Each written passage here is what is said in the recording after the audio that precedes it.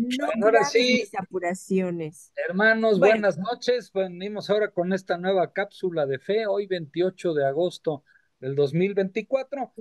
Tenemos introducción a la Biblia, parte 2 con Guadalupe Cañas, que es la que nos va a hacer el gran favor de seguir exponiendo este tema. Lupita, buenas noches, muchas gracias. Adelante. muy bien, iniciemos porque el tiempo corre más rápido que yo.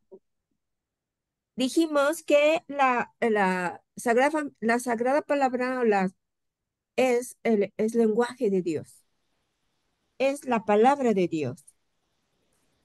Que nuestro sagrado libro consta de 76 libros y que todos han sido escritos por inspiración divina.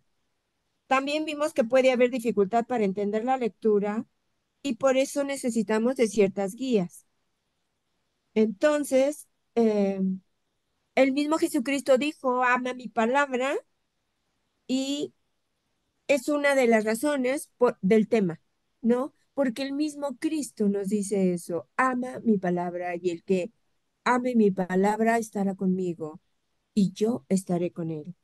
Entonces, estábamos viendo que hay diferentes etapas y las etapas son como desde el punto de vista didáctico para ir conociendo el contenido de este sagrado libro y entonces nos quedamos para iniciar la etapa 2. La etapa 2 viene en el periodo patriarcal, donde aparece nuestro padre Abraham y que inicia la revelación divina y la revelación histórica, donde las promesas de Dios pasan de generación en generación y todo lo que se conocía escrito se pasó por tradición oral. Lo mismo que en la época de Moisés, las tribus establecidas en Canaán, con Moisés nació la primera alianza de Dios con su pueblo, pero es difícil saber qué escritos nacieron en esa época y quién relató la Torá, aunque se dice que pudo haber sido Moisés el que la escribió. En todas esas etapas podemos leer diferentes. En la primera dijimos que el Génesis, en esta podemos leer, igual que en la etapa 3 el Éxodo. La etapa 3 es, o sea, algunas citas del Éxodo.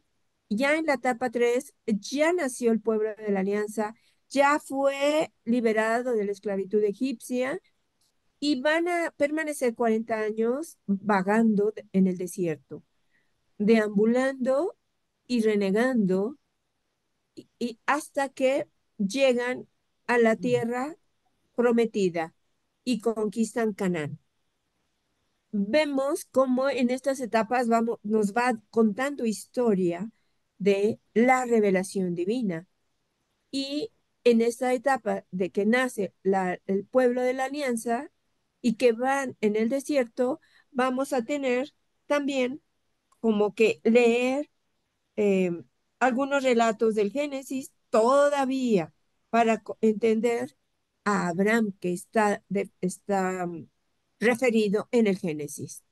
En la etapa 4 vamos a ver que entonces sí se inicia esta alianza que nace en el Sinaí y que sigue siendo por traducciones orales. Entonces podemos ir nosotros a consultar el Éxodo y conocer que el pueblo de Israel se formó en el monte Sinaí 1200 años antes de Cristo, 1200 años antes de Cristo. Y bueno, fueron errantes, decíamos, y hasta que llegan a Canaán se vuelven ya sedentarios. A Moisés le tocó no conocer la tierra prometida, la vio de lejos y el que le siguió y la conoció fue Josué, que fue el que entró a la tierra prometida. Entonces aquí en el esquema vemos diferentes personajes de acuerdo a esta historia. Un- y porque una vez que entran a la tierra prometida, se forman las 12 tribus y cada una le es dado un pedazo de la tierra. Y a un inicio se unían para defender su territorio y se forman caudillos y jueces. En la siguiente etapa, que es la quinta, vamos a ver, bueno, en la etapa 4 pues ya hablamos que estaban los jueces, pero también los personajes importantes también fue Aarón como sacerdote durante la estancia en el desierto. Ya cuando se forman las 12 tribus, también tienen su santuario y empiezan a construir reglas de conducta y costumbres. Todo queda integrado en el libro del Deuteronomio y debemos tener en cuenta que los autores sagrados inspirados retocan y transponen los textos que reciben de sus predecesores en función de las necesidades espirituales de la comunidad. Entonces, van avanzando y de repente ya pasa la etapa de los jueces, ellos siguen eh, peleando por su tierra y entonces se dan cuenta que todos los demás pueblos que pelean con ellos tienen un rey. Y entonces ellos, cuando el rey era Dios, ellos ya no quieren tener a Dios como rey, sino ya quieren reyes como los otros, reyes terrenales. Y entonces se inicia la historia de la monarquía con 3 reyes que todos ya hemos oído. El primero fue David, el segundo, perdón, el primero fue Saúl, el segundo David y el tercero Salomón. Y y aparece la amenaza de los filisteos con con este cambio que el pueblo hace de tener reyes. Y entonces es cuando nuestro rey David se hace famoso. Y después el rey Saúl va cometiendo errores en su reinado, Dios se enoja con él y Saúl sabe que David lo sucederá, lo persigue, lo quiere matar, pero gracias a que tenía un hijo de Saúl como amigo David, pues logra salvarse, aparte del designio divino, no lo iba a poder matar Saúl. Finalmente muere David y Salomón, su hijo, es el tercer rey. Y Salomón pues reina con muchísima, muchísima sabiduría, a pesar de que él no la pidió, más bien él pidió reinar con sabiduría, lo que no pidió fue riquezas ni nada, pero se le dieron por añadidura. Sin embargo, y además, en esa etapa del rey Salomón, se escribe muchísimo sobre lo bíblico, pero muchos datos que, que hablan de la conquista, pero que son informes que después permanecen 2 siglos sin nada de comunicación. Entonces, Salomón construye el templo de Jerusalén y cuando muere, pues el templo ahora sabemos que es destruido, que solo existe el muro de los lamentos de ese templo. Y cuando el rey Salomón muere, 2 personajes se pelean el reinado y entonces lo que hacen es dividir al pueblo en un reinado del norte y un reinado del sur. El reinado del norte, el rey fue Joroboam y en el sur fue, aquí los vemos por ejemplo, ¿no? El del sur fue Judá y el rey fue Roboam. Jeroboam fue el de Israel y no hay muchos escritos de Israel porque los reyes que estuvieron sucediendo no eran de la casta de David, solo en Judá fueron de la casta de David. Y eso que allá en el reino de Judá solamente hubo la tribu de Benjamín, pero fue el reino de Judá con la capital Jerusalén. El de Israel tenía como capitán Samaria. Y bueno, todo eso es historia y para mí importante para poder entender todo lo que hay escrito. En la siguiente etapa, perdón, que es la etapa 6, pues viene gracias a esta división de reinados, viene un cisma religioso que hace que se pierda la unidad religiosa, sobre todo por Jeroboam, y se fundan, y entonces ahí en esa, por eso ningún rey es descendiente de David, porque ellos se volvieron idólatras y construyeron becerros de oro en Betel. En la etapa 7 vamos a ver, y todo esto lo seguimos viendo en el Antiguo Testamento. En la etapa 3 vemos, perdón, en la etapa 7 vemos cómo caen de todas formas los dos reinos en manos de ejércitos más poderosos que el ejército de, de Israel y Judá, y que siempre fueron triunfantes cuando tenían como rey a Dios. Pero una vez que tienen a sus reyes terrenales, pues caen los dos reinos, ¿no? Jerusalén cae por el coloso de Babilonia. Jerusalén era la capital de Judá, era donde todos los reyes eran descendientes de David y se van al exilio a Babilonia. Y allí en el exilio aparecen mucha literatura sobre lo que hay escrito, aparecen de los principales profetas, que ya vimos que hay diferentes profetas en diferentes etapas, y, y todos ellos eran pues mensajeros de Dios, ¿no? Pero todos ellos fueron asesinados. En la etapa siguiente, que es la 8, que es cuando se habla de que ya están en el destierro, ya están en Babilonia, y la doctrina y los profetas y sacerdotes que fueron desterrados, pues crean, no se separan de la religión y crean muchísima literatura. Aparece también el profeta Isaías, que es el que va a anunciar el fin de la cautividad. Y miren que Isaías es conocido como el rey mesiánico. Entonces, toda esta historia, todas estas cosas que están descritas con mucha precisión en lo bíblico, son necesarias para llegar hasta la aparición de Cristo. Entonces, repitiendo un poquito, el reino del norte fue conquistado por los asirios y entonces se forma el pueblo de Samaria, porque además era la capital. Y por eso los judíos más los asirios, que Jesús nos menciona mucho en el Nuevo Testamento, forman los samaritanos y ahí nacen los samaritanos.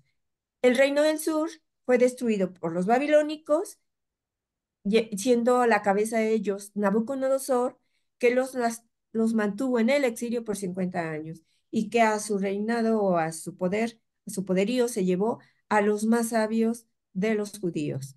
En la siguiente etapa, que es, aparte allí en esa etapa 9, vemos, digo, sí, en la etapa poquito antes, en la octava, vemos cómo se va elaborando el libro del Deuteronomio. Y en la etapa 9, este poderío babilónico cae en manos de los persas, que eran más poderosos, y entonces el emperador Ciro libera a los judíos. Algunos regresan a Jerusalén a reconstruir el templo, pero otros no se quedan allí. Los que van y reconstruyen el templo es Zorobabel, Zacarías y el profeta Ageo.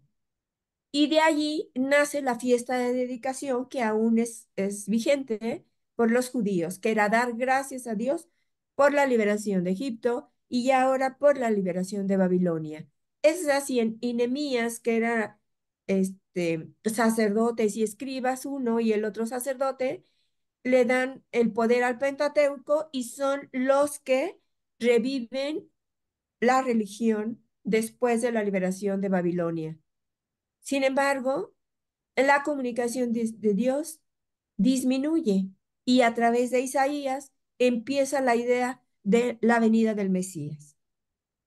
Ya restaurado Judá y con la aparición de este imperio persa, eh, aparece, repito, mucha literatura y de allí está toda la historia de los profetas.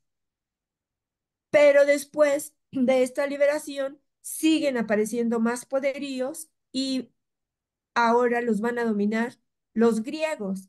Es la etapa helenística.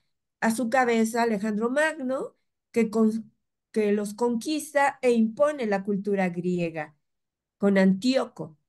Y entonces suprime el uso de la ley, el uso de la Torá y suprime el culto del templo de Jerusalén. Pero aparecen los macabeos que van a luchar por, por su religión, por Yahvé. Y entonces aparecen cosas maravillosas que son como milagros de Yahvé y aparecen también escritos importantes e incluso con los griegos aparece la traducción de la Biblia hebrea a, a la cultura, de la Biblia hebrea a la cultura griega. Y después de la cultura griega ya pasa a la traducción latina, porque a los griegos llegan los romanos y cae ese imperio griego. Entonces, aquí en estas 10 etapas podemos sintetizar cómo el poderío de el pueblo de Dios. Y entonces, como ya apareció Isaías y hablaba, y ellos empiezan a pensar en que llegará el libertador, aparece entonces escritos del Nuevo Testamento. Surge la vida de Jesús durante el imperio de los romanos y asimismo ellos, tan salvajes, son los que son encargados de su martirio. Y Jesús, bueno, pues tiene sus apóstoles, que son los que nos dejan por escrito la historia vivida con Jesús, primero de forma oral y años después por escrito. Entonces, podemos decir que aparecen los eh, escritos de la nueva alianza y nos va a dejar estos apóstoles el conocimiento de lo que Jesús dijo en sus evangelios sinópticos. Estos evangelios sinópticos fueron escritos por Marcos, por Mateo y por Lucas. En el Evangelio de San Juan es donde realmente brotan las palabras de Jesús, ya que San Juan fue el apóstol preferido y amado de Jesús. Él vivió con Jesús. Él es un testigo ocular, vivencial de todo lo que se dice de Jesús. Entonces, fue el testigo visual de todos los sucesos. Por eso es un libro, es un evangelio bellísimo donde podemos eh, enriquecer nuestro conocimiento de Dios, porque Él es el que nos va a enseñar quién es realmente Dios y cómo lo vamos a seguir y a conocer más. Ya con los apóstoles nace la iglesia, la primera iglesia, y sobre todo con la conversión de San Pablo, que era el que perseguía a los cristianos. Algo así como lo que hoy se celebra, que es San Agustín, ¿no? Y que pues se convierte por obra divina. Así lo mismo le pasa a San Pablo, por obra divina, detiene la matanza y persecución a los cristianos. Y finalmente nacen las cartas católicas, que son de Santiago, de Judas, de Pedro, y pues las mismas 14 de San Pablo. Eso es con lo que está constituido nuestro Nuevo Testamento. Entonces aparece la Didaje, que era como unas reglas para ir conociendo los escritos sagrados. Y de ahí de la Didaje sale el credo, la epístola de San Bernabé y los escritos apostólicos. Y todo esto fue, pues como eran tiempos de muchas guerras, han sido fueron para poderlos publicar descubiertos en manuscritos del Mar Muerto y en otros manuscritos que fueron, que son más bien como realidad de la inspiración de la Sagrada Escritura. También dentro de lo histórico encontramos libros considerados como apócrifos. ¿Por qué? Porque no han sido canonizados y quizá el canon se establece por el hecho de que estos apócrifos podían no ser tan apegados a realidades o podían poner la duda de la fe. Y entonces por eso fueron considerados como apócrifos. Entre ellos están el Evangelio de Santiago, los de Pedro, los de Tomás y el mismo Apocalipsis de Juan. Entonces, al aparecer el canon, son libros de la Sagrada Escritura que son realmente la palabra divina y son considerados la inspiración del Espíritu Santo, que tenemos como fundamento para la formación de la Santa Iglesia. Un criterio fundamental es que todo lo escrito esté dentro del canon. Entonces vamos a ver qué, qué es el canon. Significa medida o regla, que es la colección de los libros recogidos por la Iglesia y considerados como regla de la verdad en virtud de su origen divino. La verdad es la palabra divina. En el Antiguo Testamento, la ley de Moisés, libro de ley o Deuteronomio, tiene suposiciones también de otros libros santos del judaísmo. Es decir, también hay libros apócrifos del Antiguo Testamento. Y entonces aparecen libros deuterocanónicos que ya veíamos que en la versión de los 70, que es la traducción de lo hebreo a lo griego, es que no se aceptaban estos deuterocanónicos, eran rechazados. Y estos fueron el de Tobías, el de Judith, el de Baruch, el eclesiástico, los dos de los Macabeos y Sabiduría, además de Esther y Daniel.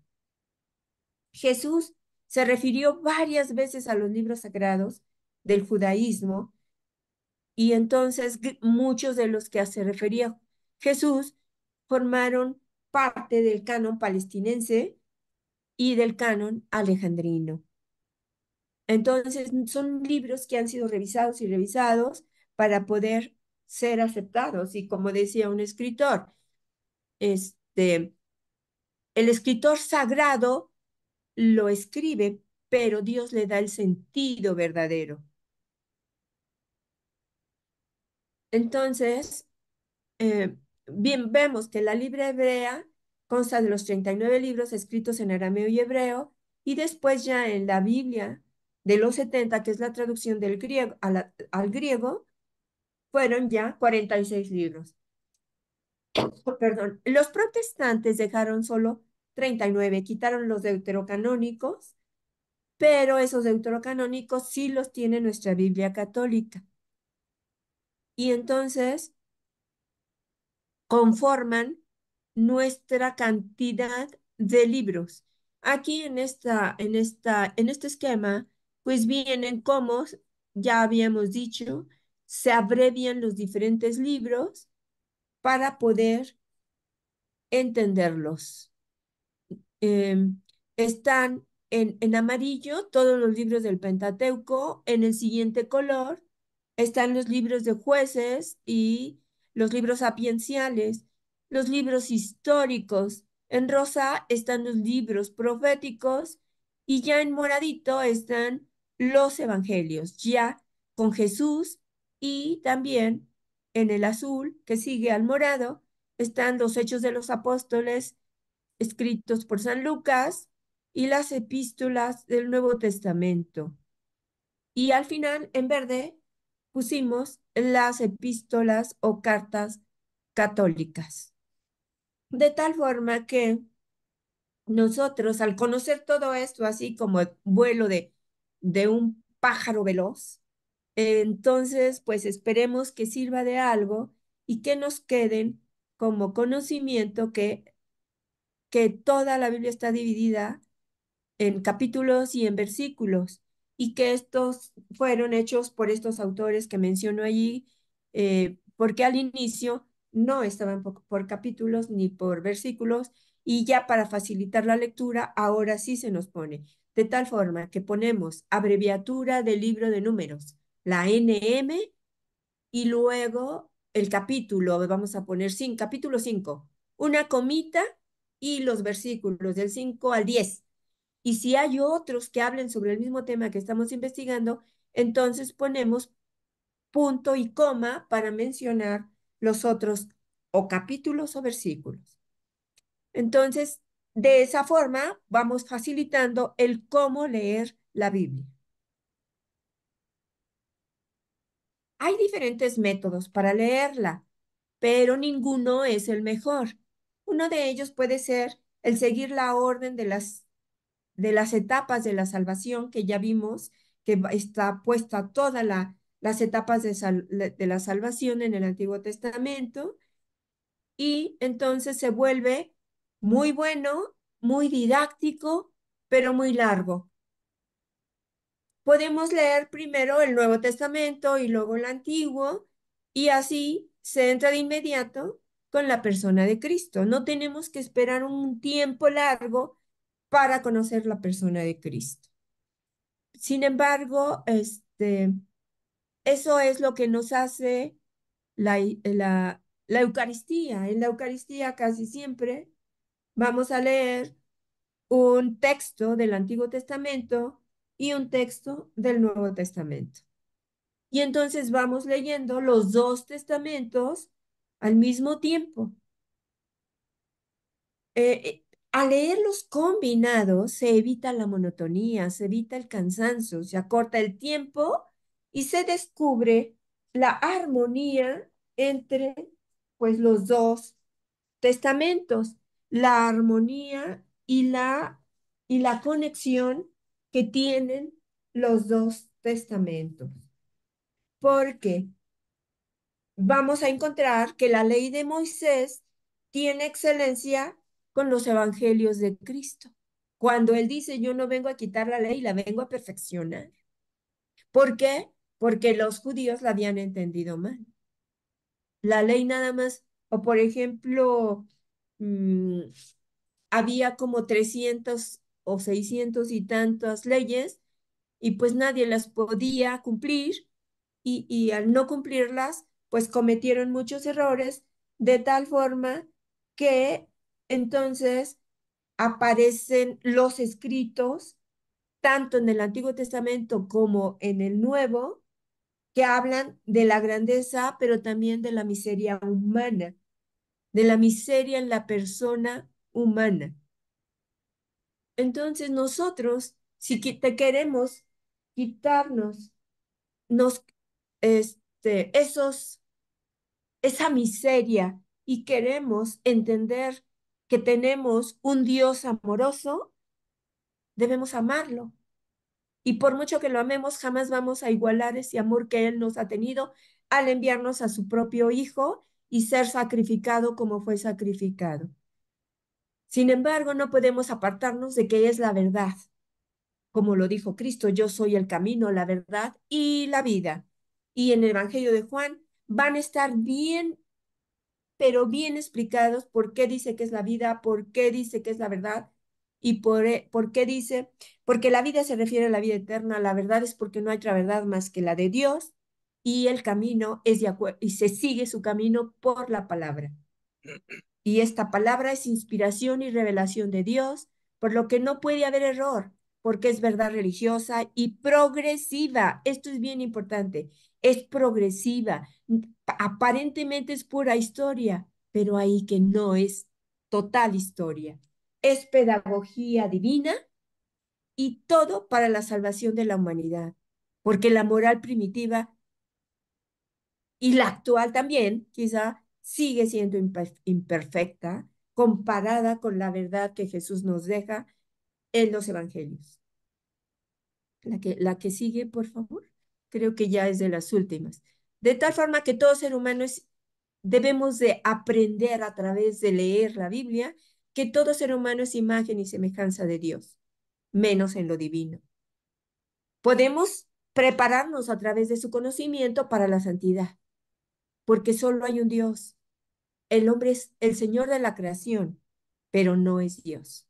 El hombre está formado por materia e inmateria.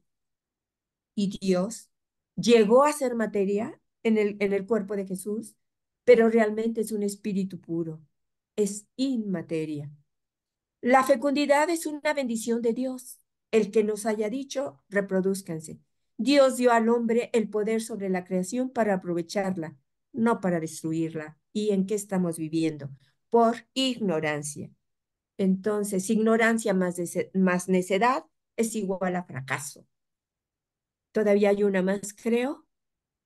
Sí, hay otras dos. A ver, por favor. Y bueno, nos revela Dios quién es Él allí en la Escritura Sagrada, quién es Él y cómo es Él, pero también la miseria del hombre y qué quiere Él para su creación, el hombre. La palabra de Dios es viva y eficaz y es más cortante que una espada de dos filos, penetra hasta las fronteras entre el alma y el espíritu, hasta las junturas y médulas y escruta los pensamientos y sentimientos del corazón. Esto lo podemos ver en la carta a los hebreos. De tal forma que la Biblia es un libro de teología, de sabiduría, de esperanza y consuelo que ayuda a fortalecer la fe en Dios, porque aumenta mi relación con Él, nuestra relación con Él. Nos da el conocimiento para ser mejores seres humanos con el alimento espiritual que en ella extractamos y que entonces llega la calma y nuestra hambre y sed de Dios llega a nuestras vidas. Finalmente, quisiera terminar diciéndoles que la lectura y la interpretación de la Sagrada Escritura para actualizarse requiere de dos elementos, de la exégesis y de la hermenéutica. Y a través del conocimiento qué es la exégesis y qué es la hermenéutica, vamos a ir permitiendo la actualización de los conceptos y la aplicación de la sabiduría contenida para nuestra vida. Si nosotros encontramos sabiduría, nuestra vida personal nos hará que nosotros profundicemos en nuestra espiritualidad y entonces logremos interiorizar con Dios para lograr una pureza interior y una autenticidad espiritual que nos hará realmente hablar con la verdad, lo que es la Sagrada Escritura. Y con esto finalizo esta segunda parte que, repito, realmente traté de quedarme con la palabra introducción, porque no acabaríamos con 10 capítulos o con 10 que serían sesiones para hablar de lo bíblico. Yo espero haber hecho así como ese sondeo, esa parte de conocimiento que pueda ser útil para todos. Muchas gracias. Hombre, gracias a ti, Lupita, excelente exposición. Además, quiero que le demos un reconocimiento especial a Lupita por su charla del día de hoy. Viene de toda la tarde de estar dando clases, ¿sí?, en su especialidad, ¿sí? Y me dijo, ¿sabes qué? Voy a llegar barriéndome así como los beisbolistas. Entonces salió de su clase de 4 horas de su especialidad en medicina y se conectó inmediatamente. Eso es digno de Gracias. reconocimiento, habla de que eres una persona bendecida por Dios, ¿sí? Dios te ha dado Todos somos esos dones bendecidos. y Dios te ha dado esos dones y tú los pones a su servicio. Que Dios te bendiga, Ah, Pita, y muchas gracias a todos, hermanos. Nos vemos el próximo miércoles. Gracias por su asistencia. ¿Sí? Muchas gracias, Bonita Lupita. noche, que Dios les bendiga. Felicidades. Gracias. muchas gracias a Gracias, todos. Lupita. Muy interesante. Gracias. Gracias a ustedes. Gracias, Lupita, buenas Gracias a ustedes noches.